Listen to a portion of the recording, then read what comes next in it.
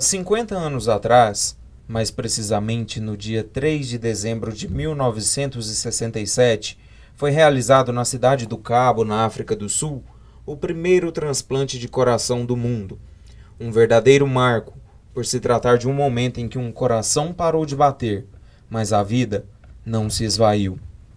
E o entrevistado de hoje do programa Você Mais Saudável é o médico cardiologista Frederico Nacruti. Muito obrigado por nos receber, Frederico. Que isso, é um prazer estar com vocês aqui novamente na TV Assembleia. Marcelo, muito obrigado pelo convite e vamos conversar um pouquinho sobre o coração, é sempre bom. Eu sempre falo que educação médica nunca é demais. Frederico, o transplante de coração é tido como um grande tabu. O que pode ser feito com esses pacientes para que eles tenham a atenção voltada em relação a essa enfermidade? Olha, um transplante cardíaco é uma modalidade de tratamento para pacientes que têm insuficiência cardíaca grave, já refratária e com otimização medicamentosa, já com tratamento clínico otimizado e que não resolve, que não tem melhoria e benefícios. Então, o transplante cardíaco vai gerar uma sobrevida melhor nesses pacientes. O que é necessário para um transplante ocorrer é uma ótima captação, tem um time, um heart team que a gente chama, um time para captação, para o intraoperatório e para o pós-transplante, porque o paciente transplantado não é um paciente comum, é um paciente que já tem o seu risco cardiovascular e ele deve tomar imunossupressores. Então, deve ser feito um time para ser realizado um transplante cardíaco. Muitos pacientes acabam deixando a saúde do coração de lado e pode acarretar certos transtornos posteriormente. Quais as principais enfermidades que podem ocasionar esse procedimento de transplante? Olha, Marcelo, o mais comum é a doença coronariana. Para chegar a estágios e níveis de insuficiência cardíaca grave, as principais etiologias são a doença coronariana, a doença isquêmica, e as cardiopatias dilatadas, idiopáticas, a miocardiopatia dilatada chagásica. Então, essas são as principais causas de um coração insuficiente, a ponto, uma disfunção ventricular grave, a ponto de ter que chegar ao transplante. Qual é o tempo médio entre o paciente que está cadastrado no sistema de captação para receber esse coração e o doador? Como é feito esse trâmite, essa logística de captação do órgão e destinação ao paciente? Essa responsabilidade é estadual. Vamos pegar o estado que mais acontece os transplantes no Brasil, que é São Paulo. Então, a média de espera por um transplante é variável para cada estado. Em São Paulo, a média de espera numa fila é chegar a 10 anos. E, lógico, existem os pacientes que vão furar essa fila porque vai depender da gravidade. Não é uma fila de espera, é uma fila também de urgências, uma fila de necessidade. Existem alguns critérios a serem levados em consideração. Muitos critérios, desde a idade do receptor, das comorbidades, se o paciente já tem alguma doença orgânica, o paciente que já tem uma hepatite, o paciente que já é diabético, o paciente que já é renal crônico, como que ele vai receber esse órgão? Nós temos que aproveitar muito bem. São poucos os beneficiados com o transplante.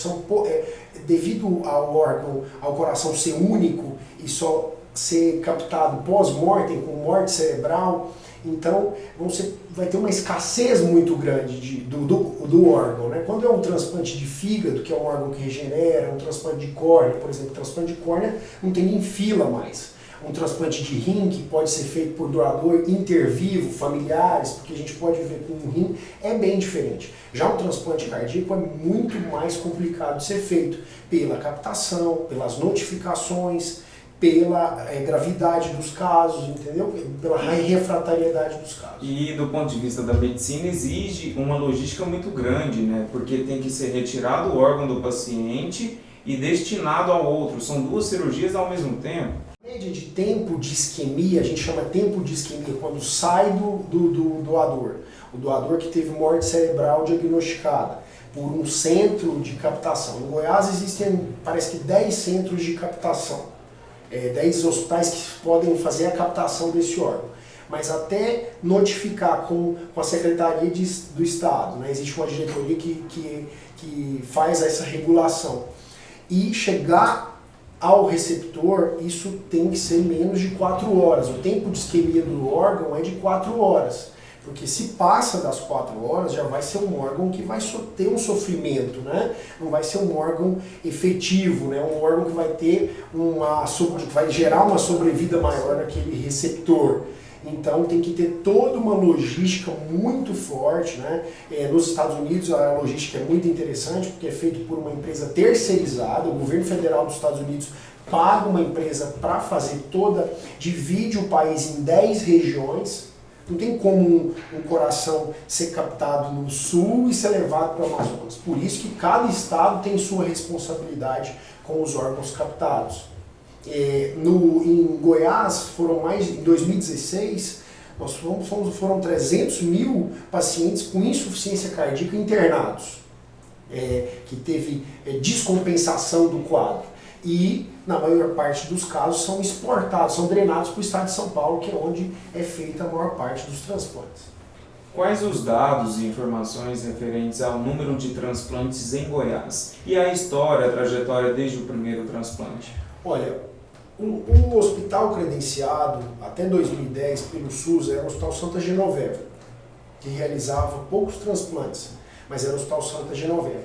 O estado de Goiás ficou 6 anos sem transplante, de 2010 até 2017. Em 2017, em 2016, o Hospital Lúcio Rebelo conseguiu a concessão para fazer o transplante cardíaco em Goiás. Ele foi realizado em maio de 2017.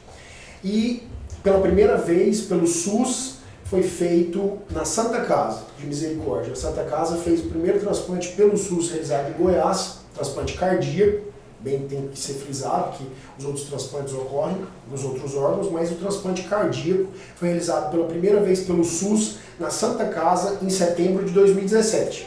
Vale lembrar que a Santa Casa vem passando por problemas, né? Em outubro entrou em greve, então a falta de recursos é o principal problema no transplante do estado de Goiás.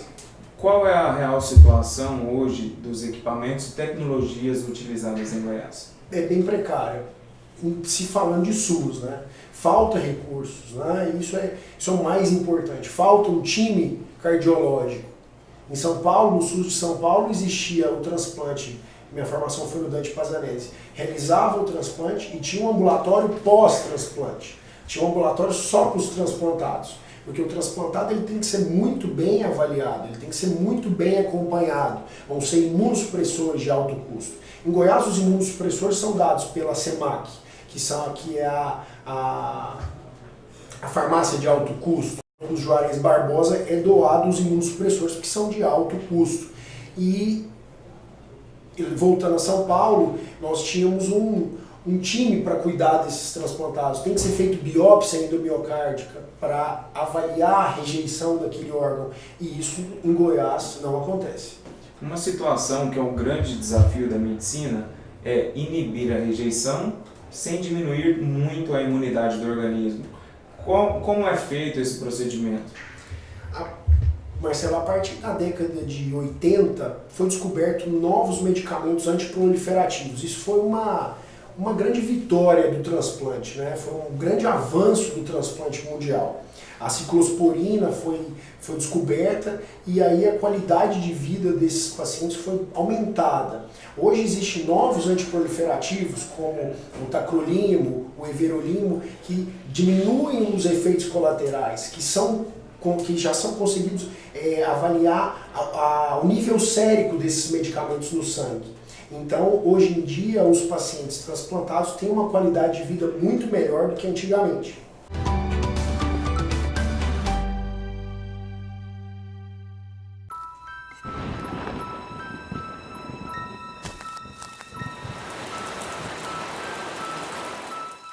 O Aedes aegypti, que transmite dengue, zika e chikungunya, não se reproduz apenas em pneus. Ele também pode aparecer em lugares onde você menos imagina. É preciso ter cuidado.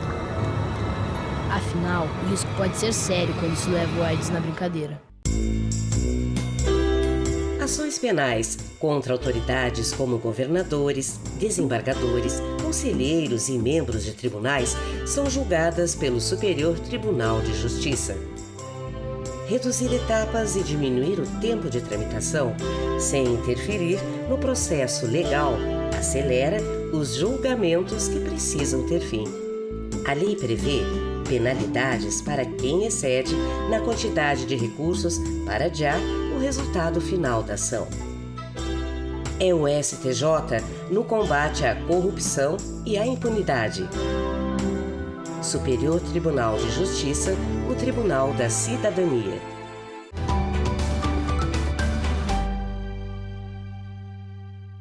Uma informação que é importante destacar para todos os telespectadores em relação à qualidade de vida do transplantado.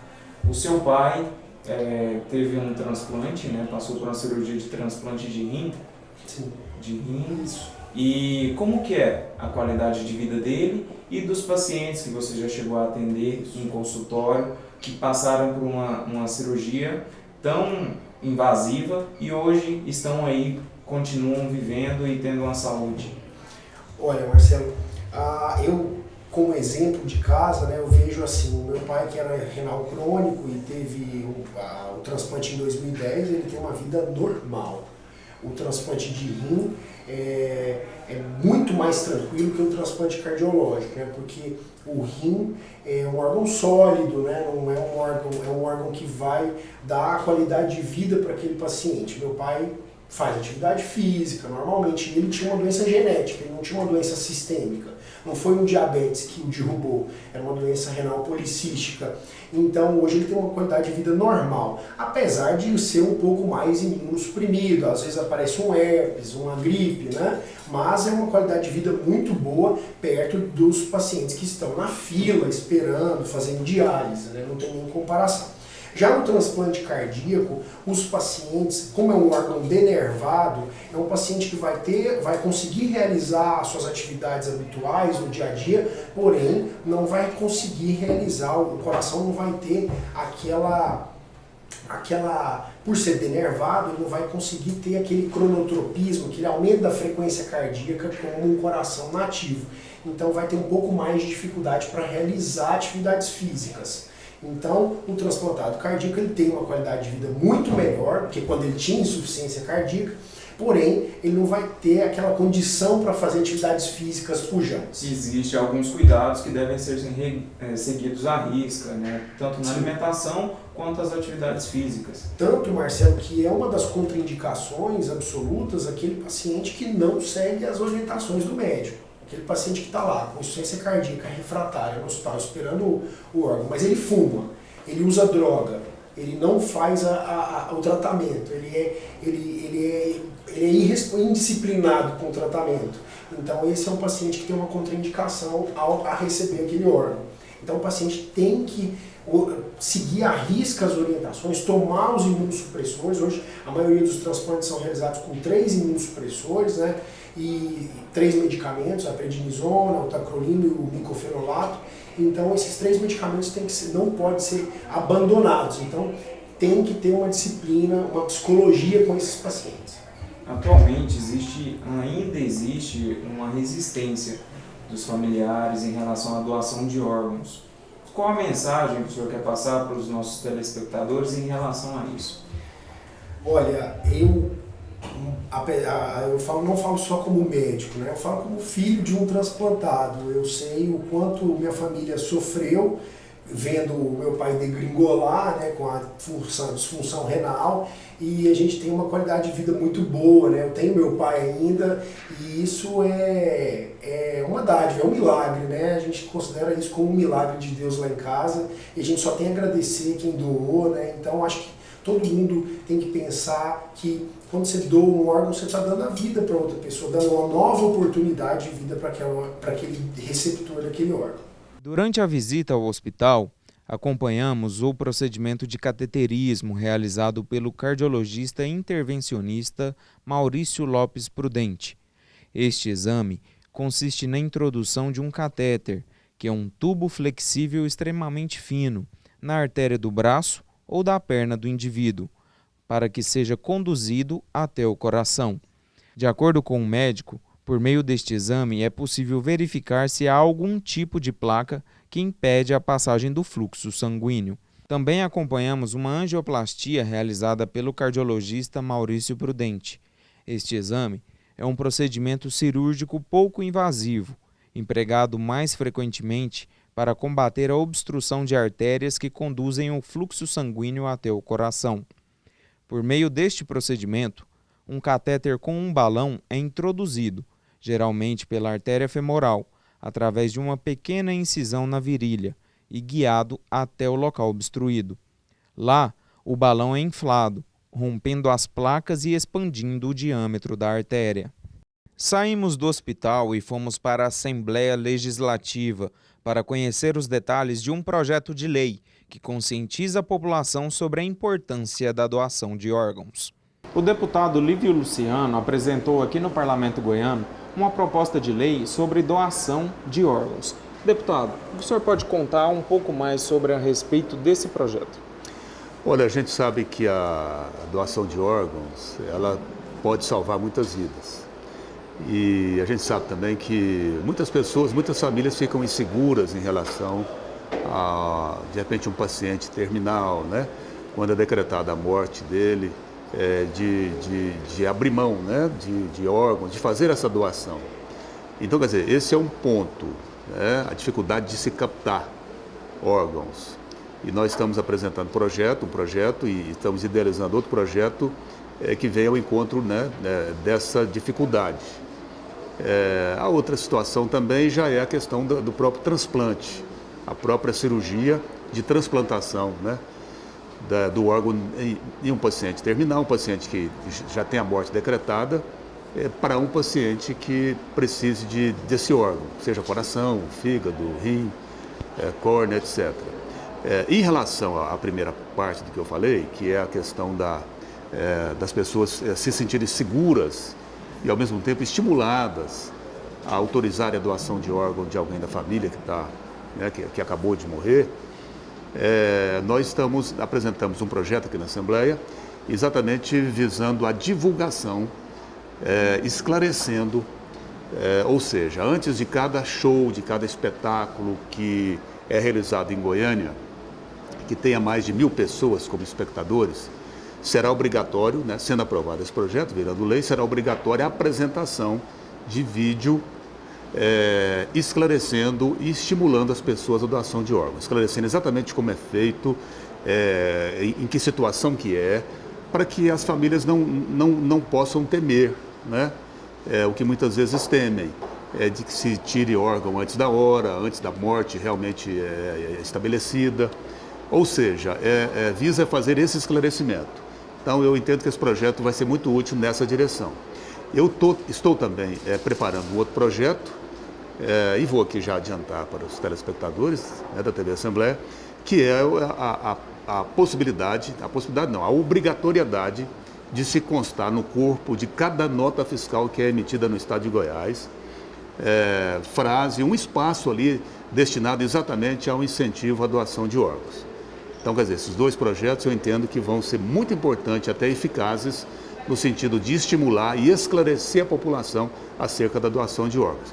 Em relação à própria cirurgia, né, de transplantação, aí nós temos que cobrar do governo uma política nessa direção, uma política pública que atenda a essa necessidade para que Goiás possa, né, através de uma ação dessa do poder público, salvar muitas vidas. O transplante de coração, propriamente dito, a gente sabe que quando o coração é retirado aqui de uma pessoa falecida e vai ser transplantado, não pode durar mais do que 4 horas, né, entre a retirada e a transplantação já pronta. Ou seja, o prazo é muito curto, não dá tempo de pegar esse coração e levar para São Paulo, né, onde tem lá uma política pública bem estabelecida, bem consolidada, de transplantação de coração. Então é preciso que a gente faça isso aqui. A gente sabe que raramente são feitas essas cirurgias aqui, né, especialmente na Santa Casa. Então o que nós queremos também cobrar do governo é exatamente uma política pública de cirurgias de transplantação de órgãos, especialmente do coração. Porque aí nós temos certeza que muitos goianos serão salvos através da doação e principalmente através da cirurgia de transplantação de órgãos.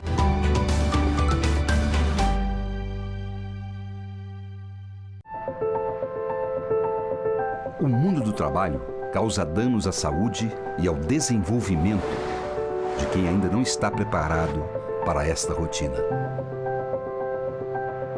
O trabalho infantil rouba da criança o tempo para brincar, estudar, aprender e aproveitar a infância.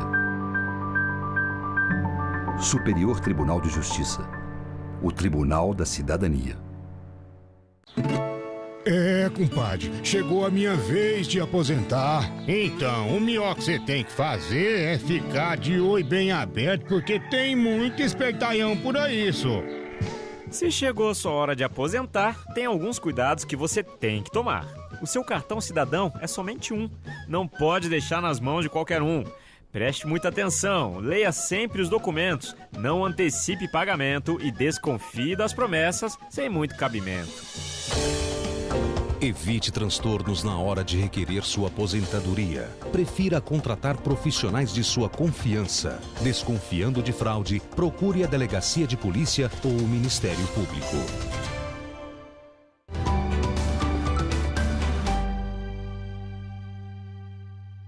Transplante de coração, um assunto sempre muito delicado, mas nós estamos aqui com o senhor Osvaldo, que no próximo dia 6 de abril completa 18 anos de vitória de uma cirurgia muito bem sucedida.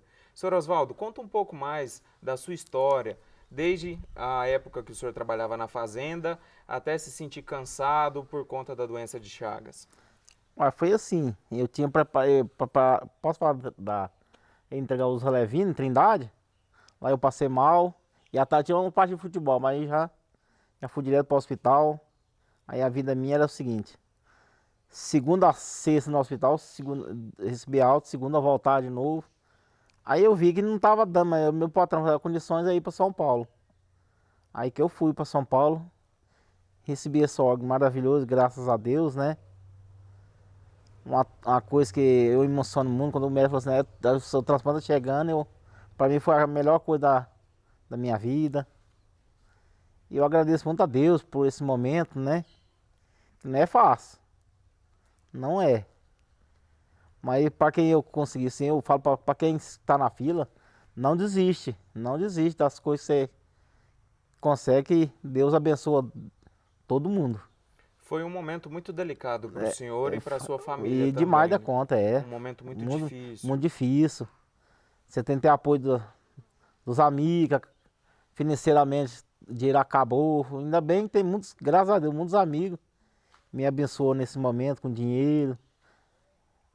Não deixei minha família assim desamparar, né? Que os amigos sempre levavam trem para casa. Não, pode ficar tranquilo. Mas eu venci, graças a Deus, venci. Lutei bastante, mas eu venci. A cirurgia, como que foi? O senhor chegou a São Paulo, fez uma série de exames, retornou para Goiânia, como que foi? Eu fiz o transplante, depois de 3 meses retornei a Goiânia, fiquei 45 dias aqui, me deu uma rejeição, o doutor Roberto cuidou dela aqui, aí eu fui para São Paulo de novo, fiz uma biópsia, não deu rejeição, fiquei 18 dias, retornei de novo, fiquei 3 meses, retornei a São Paulo. Aí foi, 6 meses eu tinha que ir em São Paulo fazer exame, mas graças a Deus deu certo. No período que foi diagnosticado que o senhor teria que fazer o transplante de coração, o senhor chegou a perder uma oportunidade, não é verdade? Eu perdi um órgão, que eu fiquei 18 dias em São Paulo, com 14 dias ligaram. Chegou um coração, eu falei assim, não vou, eles estão brincando comigo. Aí eu vi que a vida minha não estava indo, eu falei assim, não vou. Fiquei mais 14 dias, mas igual os médicos falam, talvez não era para ser seu, não era para ser meu, né? Aí chegou um compatível com a minha cor, tudo moreno. Deu 100% o coração pra mim. Você vê que eu tive pouca rejeição. Tive uma aqui em Itapuranga, nem sei, aqui em Goiânia, nem sei por que foi o caso. Mas a vida vai levando, né? O senhor retornou para São Paulo para aguardar a cirurgia, né? Isso. Como que foi esse procedimento de cirurgia? transplante e pós-transplante, essa recuperação na unidade de saúde? Ó, o pós-transplante, vou ser sincero, foi meio complicado. Depois de uns 10 dias de transplante, quase que eu fui a óbito. Mas os médicos, as competências de Deus, dos médicos, venci. Mas não foi fácil. Mas tudo que é difícil é bom. O senhor chegou a ficar 2 meses, né? Eu fiquei 2 meses na UTI, total, e um mês no quarto, né? 3 meses no hospital. Passando o processo, ali de adaptação, né? Mas foi muito bom, fiz muita amizade com os médicos, os outros pacientes, dava força para os outros pacientes que chegavam para fazer transplante, ou ponto de safena mesmo, né? Sempre um ajudando o outro. Aí tinha uns 15 transplantados, aí nós era a farra do boi. Era só alegria, jogava balaia até madrugada. E todo mundo trocando experiência. Os mais velhos dando mais assistência pro mais novo, né? No meu caso. O senhor tinha apenas 34 anos. 34 anos. Como disse minha esposa, nem queria vir embora, eu não queria mais, porque tava achando tão bom. Agora em junho o senhor já completa 52, né? 52 anos de vida. Uma médica bonita, igual a doutora Luciana, nossa senhora, ô médica. Ela fala que eu sou apaixonado nela. Senhor Oswaldo, hoje, sem dúvida, o senhor olha para trás e passa um filme na sua cabeça. Passa, nossa, e demais da conta. E um filme vitorioso, eu falo. Assim como a risada do como senhor. a risada, igual o povo fala, você é um guerreiro. Tem muitos dos meus amigos que falam assim, você é um guerreiro. E sou mesmo. Sou feliz. Tem hora que o povo fala assim, você nem transplantou, nem faz mundial, fala assim, por quê? É que eu sou alegre, sou sorrisão. Nossa, a coisa que eu mais adoro é risada. Outra situação, pós-transplante, a medicação acarretou alguns transtornos para o senhor, né? Como afetou os rins, afetou os rins. Que teve um efeito colateral. Isso o médico tentou demais trocar o medicamento, mas não adiantou. Agora ele falou para mim, o médico, lá em São Paulo, ou você salva o seu coração, ou você vai perder seu rim. Eu falei assim, eu prefiro perder o rim, mas eu quero viver, né? Quero ver a vida. Quero ver minhas filhas crescer, casar, ser vô. Ter um netinho. Ter um netinho. Ver essas mulheres bonitas em Goiás. E hoje, como que é a vida do senhor? Passado todo esse tempo, todo esse momento difícil, toda essa luta, e hoje o senhor poder ver, viu as suas filhas crescerem, tem a vida com elas, pode trabalhar, como que é o seu dia a dia? Não, isso é a vida, pra mim eu falo que a vida é normal. Vida normal, né? Ver minhas filhas crescer, minha amizade, graças a Deus que eu tenho muito. Isso é muito importante. Amizade boa, quando eu vejo a pessoa que não me agrada, não adianta, nem na minha casa eu convido. E minha casa aqui é o seguinte, eu sou um caboclo feliz, ontem tinha mais de 20 pessoas aqui na minha casa. Esse é o domingo inteiro, até quase todo domingo. O povo gosta demais de mim, eu falo assim, isso é bom. É a vida, né? É a alegria. 4 anos depois que o senhor fez o transplante, estava tudo correndo bem, aconteceu um contratempo, né? O senhor foi assaltado. Fui assaltado, bandido bateu, sofri agressão, apanhei, tomei trauma, não queria mais morar na fazenda, aí Deus me abençoou e eu comprei esse lugarzinho aqui pra minha família. Foi um reinício. Um reinício, eu tinha muito medo de morrer e não deixar nada para minhas filhas, né? Minha esposa, mas Deus é grande, quem acredita em Deus vai longe. Hoje o senhor tem um coração novo. Eu tenho um coração novo. A família criada. Num lugar novo. Tenho um carrinho para me dirigir, quero trocar ele, pegar um carrinho mais novo agora para mim, quero dar uns passeios ainda. E eu gosto muito de ir para Itapuranga, nossa, todo final de semana eu tava em Itapuranga. Tem muitos amigos em Itapuranga. Uruana. E quer voltar em São Paulo também para passear agora dessa vez, né? E a minha médica agora tem filho. Ela, quero que você conheça meus filhos. Direto ela fala, vem cá para você ver meus filhos. Aí no casamento da minha filha ano que vem, se Deus quiser, ela vai vir. Deus quiser. Hoje, sem dúvida, passa esse filme na sua cabeça. E o senhor relembra de todos os momentos difíceis que o senhor passou. E hoje o senhor tem um momento feliz junto à sua família. Isso, é. 18 anos 18, atrás, 18 foi um anos. momento de luta. De luta. Qual a mensagem que o senhor passa para aquelas pessoas que têm problema no coração e estão com medo em A casa? mensagem que eu falo é o seguinte: tem fé em Deus, vai em frente, procura a medicina, fala assim, não, eu vou fazer transplante e vou conseguir, né? Igual eu consegui, as pessoas do Deus estão olhando para Deus e todo mundo tem sua chance. Eu tive a minha e ele também vai ter, né? Vive uma vida normal. Normal. Sou alegre. Demais, alegria é o que não falta no meu coração. Igual o meu médico de São Paulo, um dia eu tava no quarto lá assim, rindo, ele, rapaz do céu, mas você é alegre demais, por quê? Você, eu não é pra ser, doutor? Pra quem tava no fim do poço, hoje tô aqui em cima, tô rindo, tem um coração novo, ele é, meus parabéns. Você é vencedor. Igual os médicos falaram, meu coração é um coração de $1 milhão, porque foi rápido, né? 14 dias na fila, tem rápido. De tudo solucionado, o processo cirúrgico foi muito bem sucedido. Bem sucedido. E hoje o senhor está aqui conosco, vivendo uma E vida. contar uma coisa, todo mundo gosta de mim. Fui fazer um eco, a minha esposa foi mais eu. Ela sempre, a segunda vez que ela foi mais eu, né? Aí as moças da UTI não conheciam, aí chegou me abraçando, que o São Paulo é diferente, é beijinho no rosto, elas me beijando, né? Aí eu falei assim, essa que é minha esposa, assustou, aí a minha esposa, a Dada, dando brincar com ela, não, que é isso? Não, não tem nada não. O senhor trabalha com peixes, né? Peixe, é. E como que é a rotina do senhor lá no trabalho? Lá o trabalho é o seguinte, eu faço mais as vendas, né? Lá no jornal eu que atendo e faço as vendas. Aí como isso ali eu conheci muita gente boa. O Leonardo é cliente meu, o pai de Zezé de Camargo, o TJ. Muita gente. Tem muito cliente. E eu falar assim, igual os clientes. Os clientes, quando eu fui fazer transplante, o pessoal ficou doido, tudo me ajudou. Financeiramente, né? Tudo me apoiou nessa era. De sem dúvidas, o senhor é um exemplo de luta e de luta, para todos eles, Quando eles ligam, isso, tá bem? Tô, então tá bom. É muito significante, é muita alegria, graças a Deus. E o senhor consegue trabalhar, tem a rotina de trabalho direto, também? dirijo, vou pra clínica sozinho, o povo fazer uma...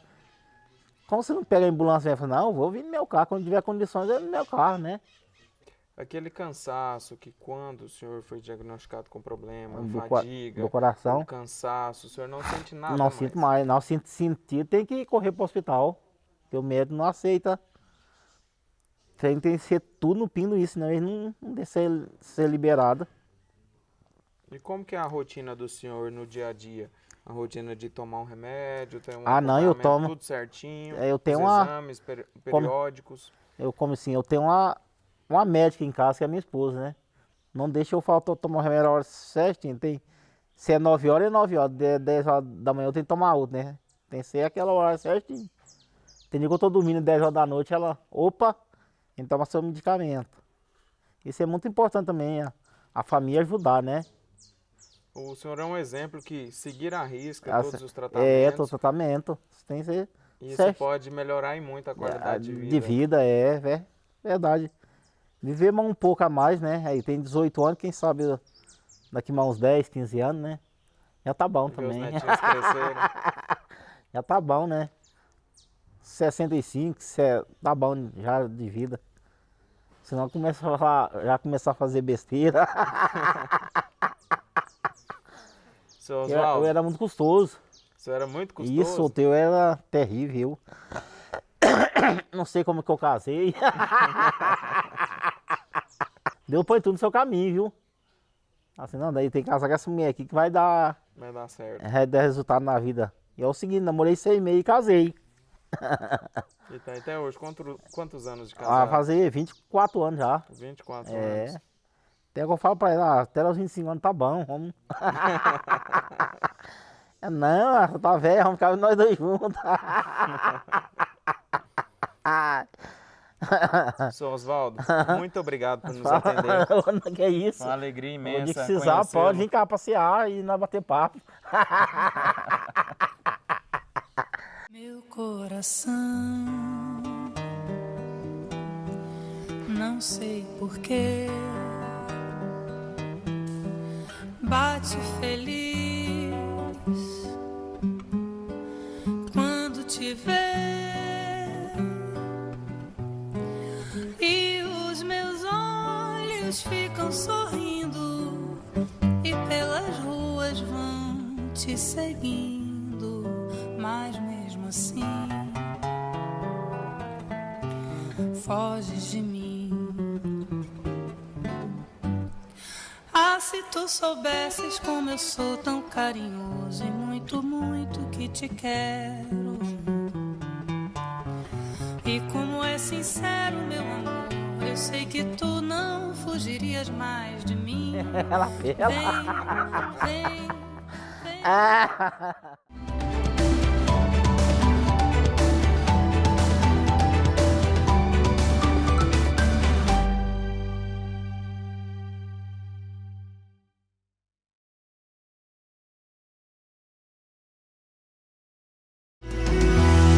TV Assembleia. Informação com credibilidade.